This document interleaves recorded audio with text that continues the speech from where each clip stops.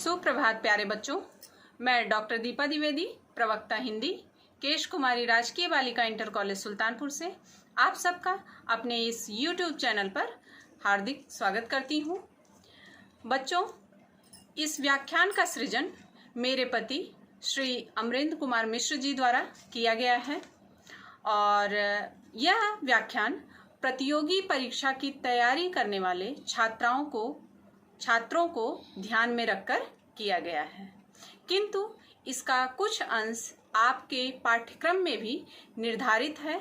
इस कारण मैं आप लोगों के साथ इस व्याख्यान को साझा कर रही हूँ और आप अपनी आवश्यकता अनुसार इससे लाभ उठा सकते हैं। तो इसे आप लोग ध्यान से पूरा देखिएगा, समझिएगा और जहाँ आपको ये समझ में आए कि ये हमारी परीक्षा के लिए उपयोगी है, उससे लाभान्वित होइएगा। और जहाँ पर आपको इसमें कुछ ना समझ में आए, आप कमेंट बॉक्स के माध्यम से मुझसे पूछिएगा, मैं आपको उसका उत्तर बताऊंगी। धन्यवाद बच्चों।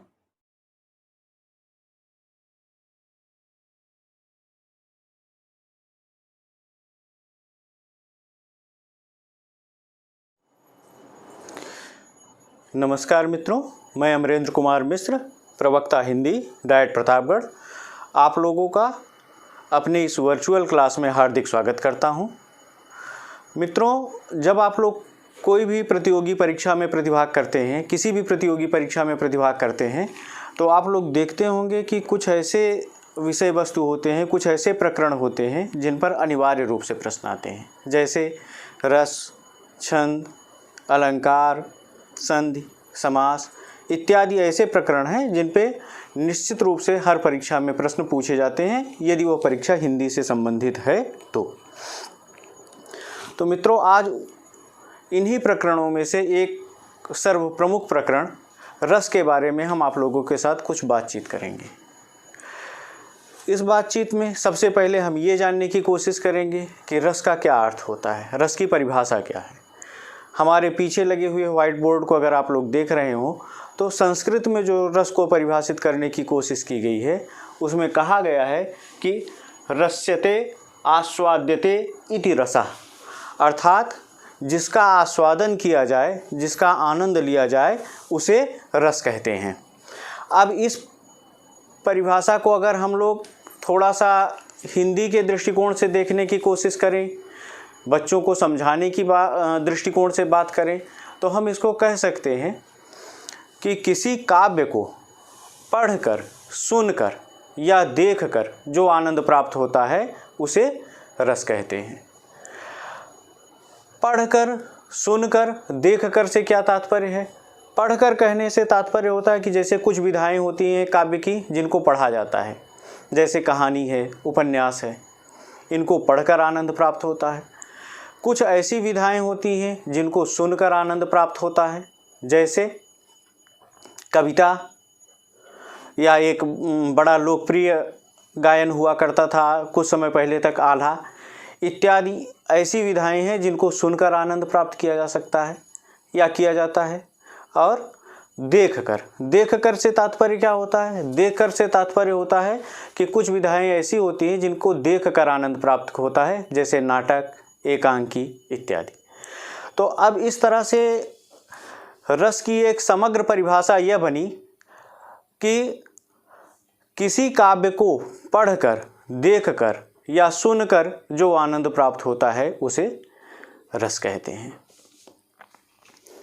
अच्छा, रस पैदा कैसे होता है, कहाँ पर पैदा होता है, किन किन तत्वों से मिलकर बना होता है, इस विषय पर जब चर्चा हुई तो इस संदर्भ में रस संप्रदाय के जो आदि आचार्य हैं भरत मुनि, उन्होंने अपने नाट्य शास्त्र में रस निष्पत्ति के लिए एक सूत्र लिखा। उस सूत्र में उन्होंने लिखा, विभावा अनुभाव व्यभिचारी संयोगाद्र रस निष्पत्ति, अर्थात विभाव, अनुभाव और व्यभिचारी भाव के संयोग से रस की निष्पत्ति होती है। अब प्रश्न ये उठा कि यहाँ पर आचार्य भरत मुनि के संयोग और निष्पत्ति शब्द से क्या तात्पर्य है। इसको लेकर के विद्वानों में बड़ा मतभेद हुआ। और बड़े बड़े विद्वानों ने इसके संदर्भ में अपनी अलग अलग व्याख्याएं प्रस्तुत की। और उसके आधार पर अपने सिद्धांत या अपने वाद का प्रचार प्रसार किया। इस संदर्भ में जो सबसे पहली व्याख्या प्रस्तुत हुई वो आचार्य भट्ट लोलट ने प्रस्तुत की कि उपचितिवाद, जिनके वाद को उपचितिवाद या उत्पत्तिवाद कहा जाता है। इन्होंने संयोग या निष्पत्ति शब्द की क्या व्याख्या की, इसके बारे में मैं इसलिए नहीं बात कर रहा हूं क्योंकि ये चर्चा यहाँ के लिए उपयोगी नहीं है। आप लोगों के परीक्षा के दृष्टिकोण से भी ये चर्चा यहाँ पर उपयोगी नहीं है। इनका अध्ययन जो है साहित्य की उच्च कक्षाओं में किया करवाया जाता है। संभवतः आप किए होंगे या नहीं किए होंगे, भविष्य में करना चाहेंगे तो आप लोगों को मौका मिलेगा। तो जो रस सूत्र के प्रथम व्याख्याता हैं, ध्यान दीजिएगा, ये प्रश्न भी कभी आपकी परीक्षा में पूछा जा सकता है कि रस सूत्र के प्रथम व्याख्याता कौन है। तो प्रथम व्याख्याता भट्ट लोलट है। अगर ये पूछा जाए कि रस सूत्र के प्रस्तोता कौन है, रस सूत्र को किसने दिया है, तो उसका उत्तर होगा भरत मुनि। उनके ग्रंथ नाट्यशास्त्र में प्राप्त होता है। लेकिन रस सूत्र के प्रथम व्याख्याता, तो रस सूत्र के प्रथम व्याख्याता भट्ट लोलट हैं, जिनके वाद को उपचितिवाद या उत्पत्तिवाद कहा जाता है। इसी तरह से भट्ट शंकुक ने निष्पत्ति और संयोग शब्द को लेकर जब अपनी व्याख्याएं प्रस्तुत की तो उस सिद्धांत या उस दर्शन को या उस वाद को जो नाम दिया गया वह अनुमितिवाद है। तीसरे प्रमुख व्याख्याता भट्ट नायक जी हैं, जिनके वाद को भुक्तिवाद कहा जाता है। इन्होंने भी संयोग और निष्पत्ति शब्द को लेकर के अपनी अलग व्याख्या प्रस्तुत की। और अंतिम आचार्य अभिनव गुप्त हैं, जिन्होंने रस सूत्र की व्याख्या की और सर्वाधिक प्रामाणिक और विद्वानों के बीच में स्वीकृत व्याख्या आचार्य अभिनव गुप्त की ही मानी जाती है। इनके वाद को अव्यंजनावाद कहा जाता है। तो इस तरह से आपने देखा कि रस सूत्र के 4 व्याख्याता हुए, भट्ट लोलट, भट्ट शंकुक, भट्ट नायक, अभिनव गुप्त, और उन्होंने संयोग और निष्पत्ति शब्द को लेकर के जो अपनी अपनी व्याख्याएं प्रस्तुत की, उसके आधार पे 4 वादों की स्थापना होती है: उपचितिवाद, अनुमितिवाद, भुक्तिवाद और अव्यंजनावाद।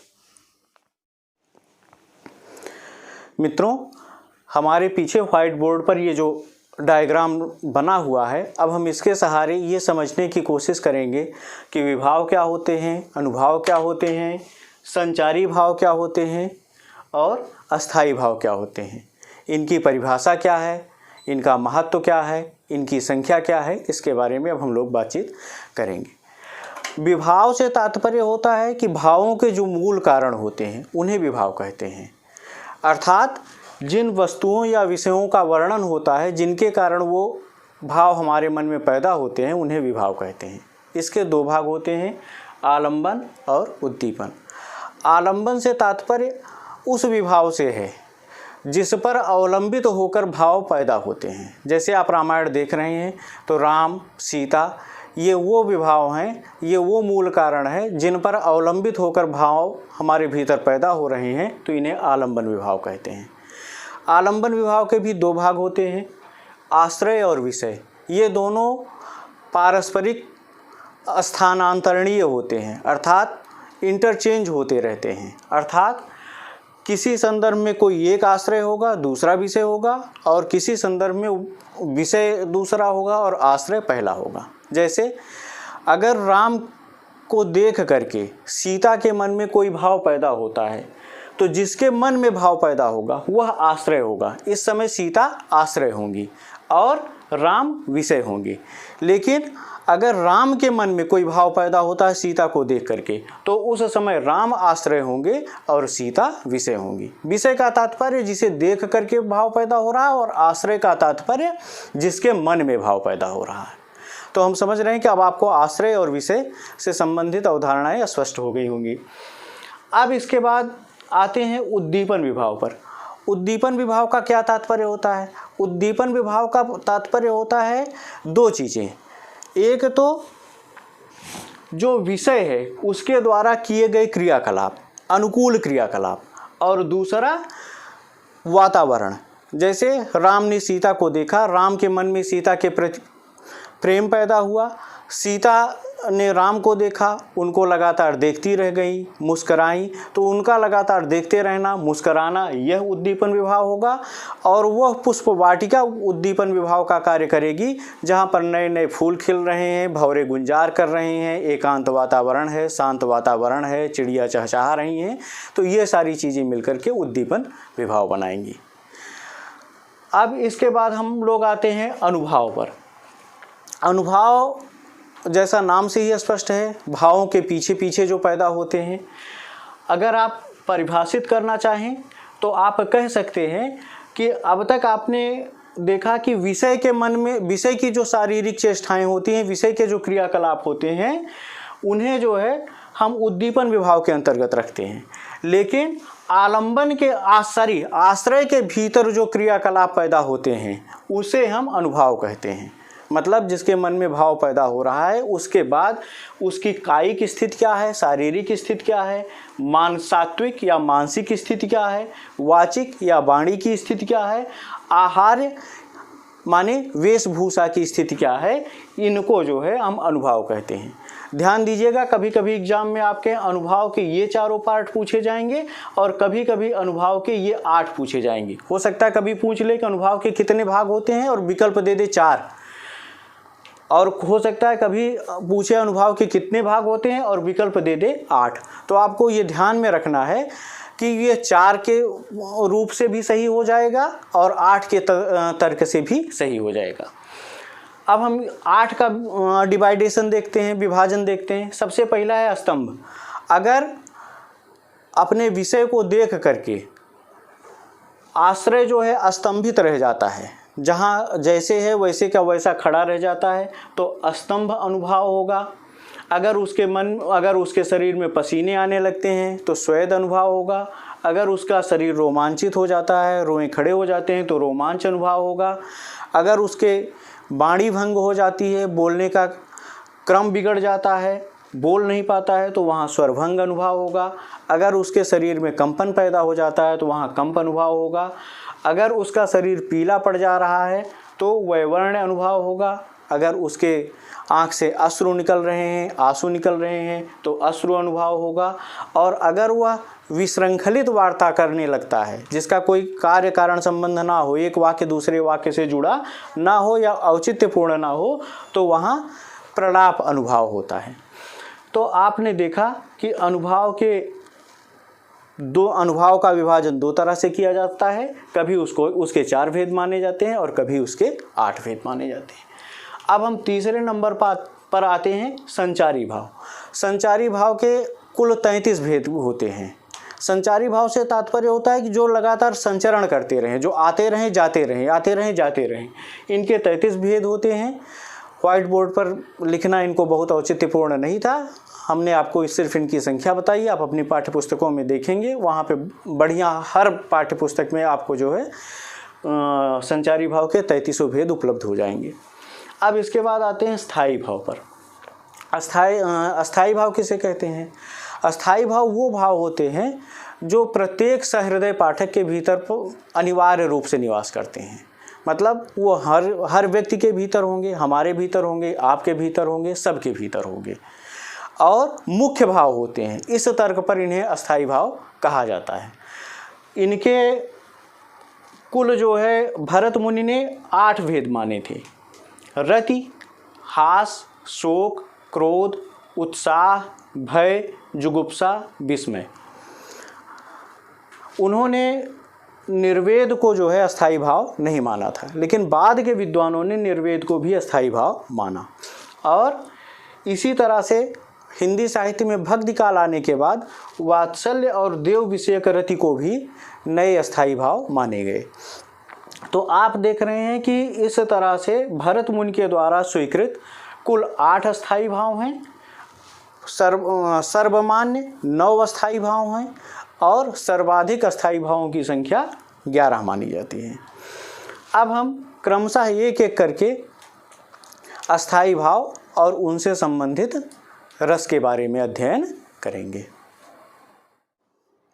मित्रों, इससे पहले कि हम लोग रस, उनकी परिभाषा, उनके उदाहरण पर चर्चा करें, उससे पहले मैं आप लोगों के साथ ये बात शेयर करना आवश्यक समझ रहा हूँ कि रसों की संख्या कितनी होती है। देखिए, रस संप्रदाय के जो आदि आचार्य हैं भरत मुनि, उन्होंने रसों की संख्या 8 मानी थी, जो आपको शुरुआत में लिखे हुए दिख रहे हैं। श्रृंगार, हास्य, करुण, रौद्र, वीर, भयानक, वीभत्स, अद्भुत। उन्होंने शांत रस को स्वीकार नहीं किया था। अब इसका कारण क्या है? क्या वो शांत रस औचित्यहीन है? नहीं, एक्चुअल में उनका सारा विवेचन जो है वो नाट्य शास्त्र को ध्यान में रख के किया गया था। उनके ग्रंथ का नाम भी नाट्य शास्त्र था, तो उन्होंने सारा विवेचन नाटक को ध्यान में रख के किया था। और नाटक में शांत रस का प्रदर्शन करना काफ़ी कठिन काम है, या लगभग असंभव काम था, इसलिए उस समय तक, इसलिए उन्होंने शांत रस की सत्ता स्वीकार नहीं की थी। लेकिन बाद के विद्वानों ने शांत रस को भी एक रस के रूप में स्वीकार किया और उसके अस्थाई भाव निर्वेद को भी पूर्ण महत्ता प्रदान की। फिर कुछ समय पश्चात हिंदी साहित्य में जब भक्ति काल आया और अपनी परिपूर्णता को प्राप्त हुआ, तो उसमें भगवान के बाल रूप का इतना विशद वर्णन हुआ कि विद्वानों ने वात्सल्य रस को भी रस के रूप में स्वीकार किया। और इसी तरह से भक्ति का इतना विशद वर्णन हुआ कि भक्ति को भी एक रस के रूप में स्वीकार किया और वात्सल्य और देव विषयक रति नामक नए अस्थाई भावों को मान्यता दी गई। तो आइए अब हम लोग एक एक करके इन रसों के परिभाषा और इनके उदाहरण पर बातचीत करते हैं। हाँ, ये ध्यान रखिएगा कि प्रश्न अगर आपसे पूछा जा रहा है कि रसों की संख्या कितनी है, तो कभी ये इस तरह से पूछा जा सकता है कि भरत मुनि ने रसों की संख्या कितनी मानी है, तो आप उत्तर देंगे 8। अगर पूछा जाएगा कि अधिकांश विद्वान रसों की संख्या कितनी मानते हैं, तो उत्तर होगा 9। या अगर सिर्फ यही पूछा जाए रसों की संख्या कितनी होती है, तो उत्तर होगा 9। लेकिन अगर ये पूछा जाए कि अधिकतम रसों की संख्या कितनी है या रसों की अधिकतम संख्या कितनी है, तो उत्तर होगा 11। तो अब आप स्पष्ट हो चुके होंगे कि आपसे अगर इस तरह के प्रश्न पूछे जाएंगे तो आपको उनका उत्तर कैसे देना है। अब देखते हैं श्रृंगार रस। अगर आप लोगों को श्रृंगार रस को परिभाषित करना है तो आपको भरत मुनि के उसी रस सूत्र की सहायता लेनी होगी और थोड़े से परिवर्तन के साथ हर रस की परिभाषा आप बड़े आराम से बताते जा सकते हैं। जैसे उनका रस सूत्र क्या था? उनका रस सूत्र था विभावा अनुभाव व्यभिचारी संयोगाद्र रस निष्पत्ति। विभाव, अनुभाव और व्यभिचारी भाव के संयोग से रस की निष्पत्ति होती है। अब आइए हम देखेंगे कि इसको परिभाषित कैसे करेंगे श्रृंगार रस के संदर्भ में। तो श्रृंगार रस के संदर्भ में इस तरह से परिभाषित होगा कि जब विभाव, अनुभाव एवं व्यभिचारी भाव के संयोग से रति नामक अस्थाई भाव रस रूप में परिणत होता है, तो वहाँ श्रृंगार रस होता है। एक बार मैं फिर दोहरा रहा हूँ, जब विभाव, अनुभाव एवं व्यभिचारी भाव के संयोग से रति नामक अस्थाई भाव रस रूप में परिणत होता है, तो उसे श्रृंगार रस कहते हैं। श्रृंगार रस के 2 भेद होते हैं, संयोग श्रृंगार, विप्रलंभ श्रृंगार। श्रृंगार को रसराज भी कहा जाता है। रसराज क्यों कहा जाता है? रसराज इसलिए कहा जाता है कि क्योंकि यह जीवन में सर्वाधिक व्यापक है, इसकी व्यापकता सर्वाधिक है, इसलिए इसे रसराज का भी दर्जा दिया जाता है।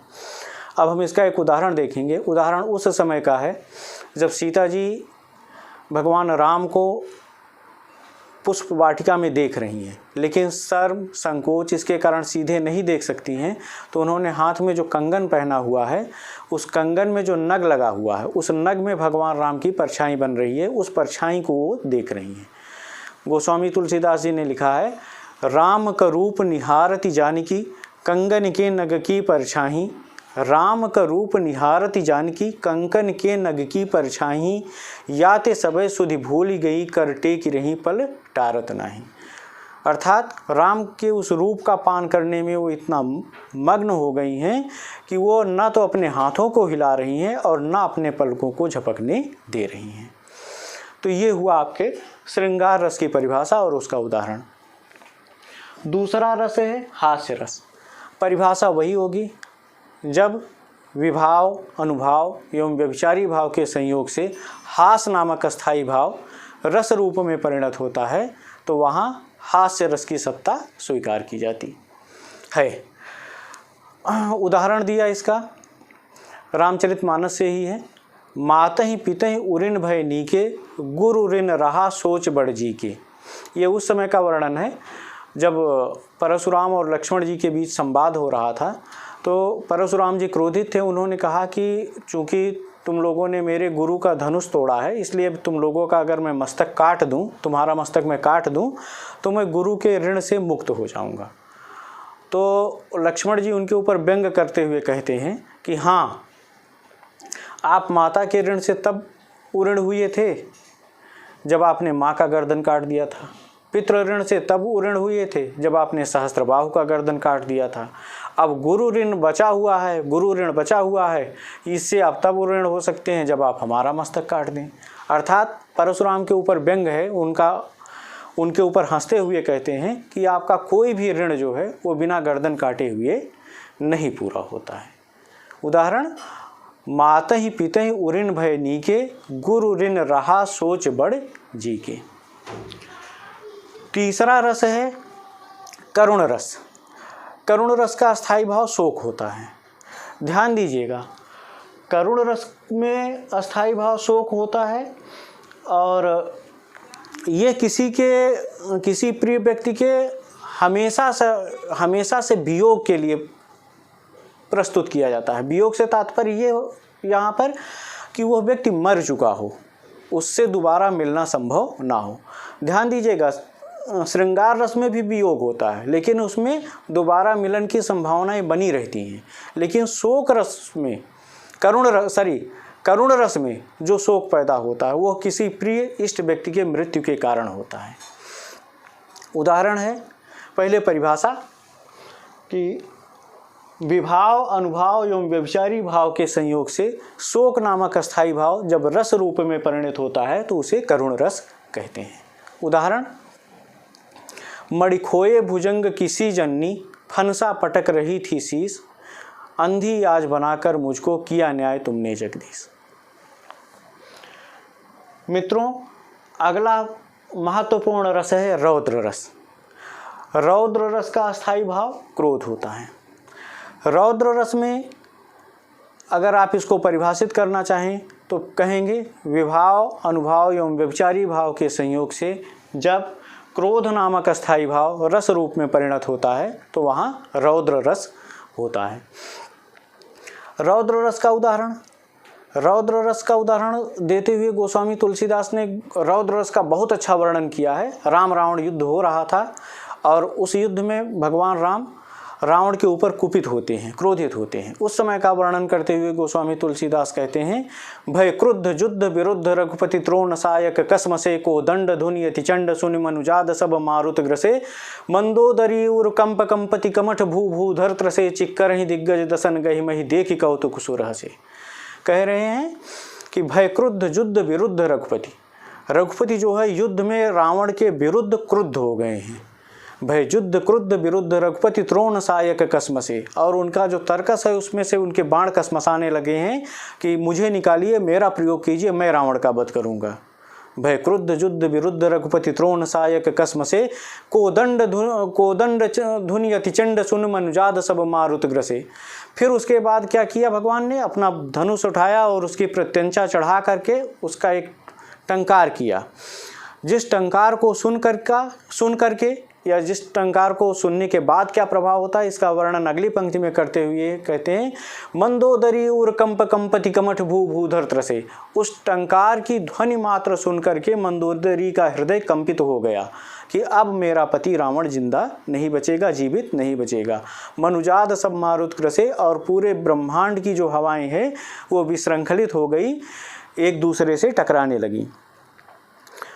मंदोदरी उर कंप कंपति कमठ भू भूधर त्रसे, चिक्कर ही दिग्गज दसन गहि मही देखि कौतुक सुरहसे। और जो दसों दिशाओं के दिग्गज हैं, हाथियां हैं, जिन्होंने पूरे पृथ्वी का संतुलन बना रखा है, वो चिघाड़ने लगे कि अब मुझसे ये भार सहन नहीं होता है। और यह कौतुक, यह आश्चर्य देखकर सारे देवता प्रसन्न हो गए कि अब रावण वध निकट है, अब निश्चित ही जल्दी ही रावण वध हो जाएगा। अब यहाँ पर देखिएगा अस्थायी भाव क्रोध है आपको दो रसों में अंतर करना होगा, रौद्र रस और वीर रस। वीर रस का स्थायी भाव उत्साह होता है। वीर रस में क्या होता है कि हमारे भीतर कर्म करने की प्रेरणा होती है कि हम कर्म करें और उसका एक उत्साह बना रहता है। लेकिन रौद्र रस में क्रोध होता है। तो आप जब भी पढ़ें, जब भी आपको कोई पंक्ति देकर कहा जाए कि बताइए इसमें वीर रस है कि रौद्र रस है, तो आप ये ध्यान दीजिए कि उसको पढ़ने के बाद आपको क्या महसूस हो रहा है। आपको ये महसूस हो रहा है कि आपके मन में क्रोध की भावनाएं पैदा हो रही हैं या आपके मन में उत्साह की भावनाएं पैदा हो रही हैं। अगर आपके मन में क्रोध की भावना पैदा हो रही है तो वो रौद्र रस का उदाहरण होगा, और आपके मन में अगर उत्साह की भावना पैदा हो रही है तो वह वीर रस का उदाहरण होगा। आइए अब हम लोग अगले रस पर चलते हैं। अगला रस है वीर रस। वीर रस का स्थायी भाव उत्साह होता है। परिभाषित करेंगे तो हम कहेंगे कि जब विभाव, अनुभाव एवं व्यभिचारी भाव के संयोग से उत्साह नामक स्थायी भाव रस रूप में परिणत होता है तो वहाँ वीर रस होता है। उदाहरण, अभिमन्यु को जब चक्रव्यूह भेदन करने के लिए जाना होता है तो वह अपने सारथी से कहता है, मैं सत्य कहता हूँ सखे सुकुमार मत जानो मुझे, यमराज से भी युद्ध में प्रस्तुत सदा मानो मुझे, है और की तो बात ही क्या गर्व मैं करता नहीं, मामा तथा निजतात से भी मैं समर डरता नहीं। अब यहाँ पर देखिए, उसके भीतर युद्ध में जाने के लिए उत्साह है, वो किसी के प्रति क्रोधित नहीं है, सिर्फ उसे ये लग रहा है कि मुझे युद्ध करने का मौका मिलेगा, और अपने उस उत्साह का वर्णन करते हुए कहता है कि हे सारथी, मैं सत्य कह रहा हूँ, मुझे छोटा बालक समझकर सुकुमार मत समझना है, मैं सत्य कहता हूँ सखे सुकुमार मत जानो मुझे, यमराज से भी युद्ध में प्रस्तुत सदा मानो मुझे, मैं हमेशा यमराज से भी युद्ध करने के लिए प्रस्तुत रहता हूँ। है और की तो बात ही क्या गर्व मैं करता नहीं, दूसरे की तो मैं बात क्या कहूँ, मैं घमंड पूर्वक नहीं कह रहा हूँ, ये मेरा मात्र उत्साह है। है और की तो बात ही क्या गर्व मैं करता नहीं, मामा तथा निजतात से भी मैं समर डरता नहीं, मैं अपने मामा अर्थात भगवान श्री कृष्ण से या तात श्री अर्जुन जी से भी युद्ध में डरता नहीं हूँ। इसके बाद अगला महत्वपूर्ण रस है भयानक। भयानक रस का वैसे वर्णन कम ही मिलता है हम लोगों के यहाँ, लेकिन कहीं कहीं जो है वो जरूर मिल जाता है। भयानक रस का स्थायी भाव भय होता है। परिभाषित करेंगे, जब विभाव, अनुभाव एवं व्यभिचारी भाव के संयोग से भय नामक स्थायी भाव रस रूप में परिणत होता है तो वहाँ पर भयानक रस की सत्ता स्वीकार की जाती है। उदाहरण है, एक ओर अजगर लखी एक ओर मृगराय, बिकल बटोही बीच ही परे मूर्छा खाए। कोई पथिक है, वो रास्ते में जा रहा है तो उसको एक तरफ अजगर दिखाई पड़ रहा है, दूसरी तरफ मृगराय माने शेर। अब जब वो अपने आप को बीच में फंसा पाता है तो वह इतना आतंकित हो जाता है, इतना डर जाता है, इतना भयग्रस्त हो जाता है कि वह बीच में ही मूर्छा खा करके गिर जाता है। तो यहाँ पर आप देख रहे हैं कि जो भय नामक स्थायी भाव है वो रस रूप में परिणत हो रहा है, इसलिए भयानक रस सिद्ध हो रहा है। अगला महत्वपूर्ण रस है विभत्स रस। विभत्स रस का स्थायी भाव जुगुप्सा है। जुगुप्सा से तात्पर्य होता है घृणा या घिन। कभी कभी हम लोग कुछ ऐसी घटनाएं देख लेते हैं, ऐसे दृश्य देख लेते हैं जिसको देख करके मन में एक अजीब सा घिन का भाव पैदा हो जाता है, उसी को जुगुप्सा कहा जाता है। तो कुछ स्थानों पर ऐसा होता है कि जब जुगुप्सा नामक स्थायी भाव रस रूप में परिणत होता है। अगर हम विभत्स रस को परिभाषित करें तो हम कहेंगे कि जब विभाव, अनुभाव एवं व्यभिचारी भाव के संयोग से जुगुप्सा नामक स्थायी भाव रस रूप में परिणत होता है तो वहाँ विभत्स रस की सत्ता स्वीकार की जाती है। जैसे एक युद्ध के बाद जो वहाँ पर घायल व्यक्ति पड़े हुए हैं और उनके साथ जो अन्य पशु पक्षी, सियार इत्यादि हैं, उनका वर्णन करते हुए कहते हैं, सिर पर बैठे काग आँख दो खात निकारत, खींचत जीभें स्यार अति आनंद उर्धारत। कह रहे हैं कि सिर पर बैठे काग, सिर पर बैठे काग का मतलब कि सिर पर कौआ बैठा हुआ है और दोनों आँखों को चोंच मार मार कर निकाल करके खा रहा है। इसी तरह से सियार जो हैं वो मनुष्य की जीभ को खींच करके अत्यंत आनंद पूर्वक खा रहे हैं। तो अब ऐसा दृश्य देखकर मन में एक विचित्र प्रकार की घृणा पैदा होती है और ये घृणा रूपी अस्थायी भाव ही रस रूप में परिणत हो रहा है, इसलिए यहाँ पर भयानक विभत्स रस की सत्ता स्वीकार की जाती है या विभत्स रस माना जाता है। मित्रों, अगला रस है अद्भुत रस, जिसका अस्थायी भाव होता है विस्मय। विस्मय का मतलब होता है आश्चर्य। अगर किसी घटना को देख करके आपके मन में आश्चर्य की भावना पैदा होती है तो वहाँ पर अद्भुत रस स्वीकार किया जाता है। अस्थायी परिभाषा इसकी पुनः वैसे ही होगी, जब विभाव, अनुभाव एवं व्यभिचारी भाव के संयोग से विस्मय नामक अस्थायी भाव रस रूप में परिणत होता है तो वहाँ पर अद्भुत रस की सत्ता स्वीकार की जाती है। रामचरितमानस में भगवान राम के बालकपन में हुई एक घटना का वर्णन करते हुए कहते हैं, जब भगवान राम ने अपना परब्रह्म रूप माता कौशल्या को जनाना चाहा था तो उन्होंने अपने एक रूप में वो रसोई में उपलब्ध हुए और एक रूप में पालने में। तो माता जो है उनको देखकर विचलित हो गई कि अभी जिस बालक को मैं पालने में सुला के आई थी वही बालक रसोई में कैसे दिख रहा है। इस घटना का वर्णन करते हुए गोस्वामी तुलसीदास ने लिखा है, यहाँ वहाँ दुई बालक देखा, मतिभ्रम मोर की आन विसेखा। वो सोच रही कि यही बालक यहाँ भी है वहाँ भी है, ये मेरे मन में मतिभ्रम पैदा हुआ है कि कोई और विशेष कारण है। अब यहाँ पर उन्हें एक आश्चर्य हो रहा है। इस आश्चर्य होने के कारण यह आश्चर्य या विस्मय रूपी अस्थायी भाव रस रूप में परिणत होता है, इसलिए इन काव्य पंक्तियों में अद्भुत रस माना जाता है। अगला महत्वपूर्ण रस है शांत रस। शांत रस का अस्थायी भाव क्या है? निर्वेद। परिभाषित करेंगे, जब विभाव, अनुभाव एवं व्यभिचारी भाव के संयोग से निर्वेद नामक अस्थायी भाव रस रूप में परिणत होता है तो वहाँ पर शांत रस की सत्ता स्वीकार की जाती है या उन काव्य पंक्तियों में शांत रस को माना जाता है।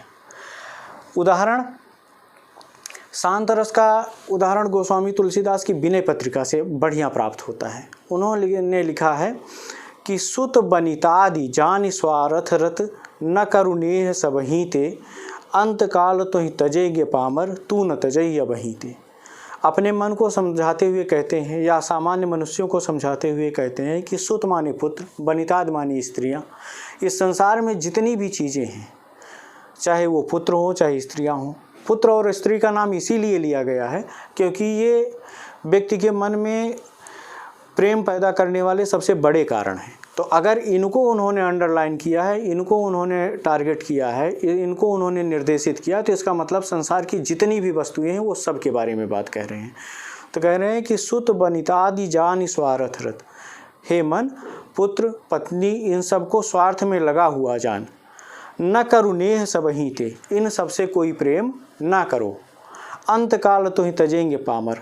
अंतकाल माने जब आपकी मृत्यु हो जाएगी तो ये सब के सब तुम्हें छोड़ देंगे, अर्थात ये सब के सब पृथ्वी पर ही रह जाएंगे।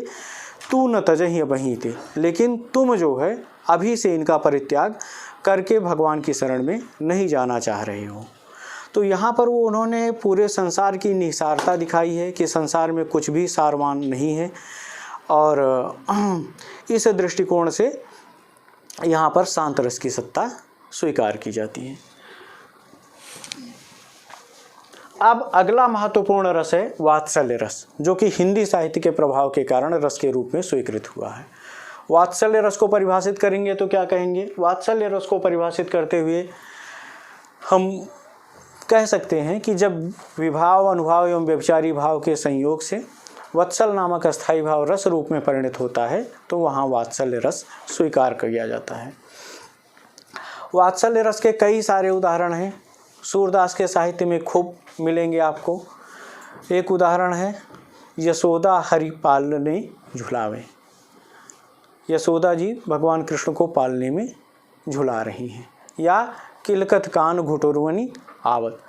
सूरदास का पूरा काव्य आप देख लीजिएगा, उसका कम से कम 33% तो वात्सल्य वर्णन से भरा हुआ है, और मुख्य कवि वही है जिनके कारण वात्सल्य को रस रूप में स्वीकार किया गया है। अब इसके पश्चात अगला रस है भक्ति रस। भक्ति रस का अस्थायी भाव है देव विषयक रति।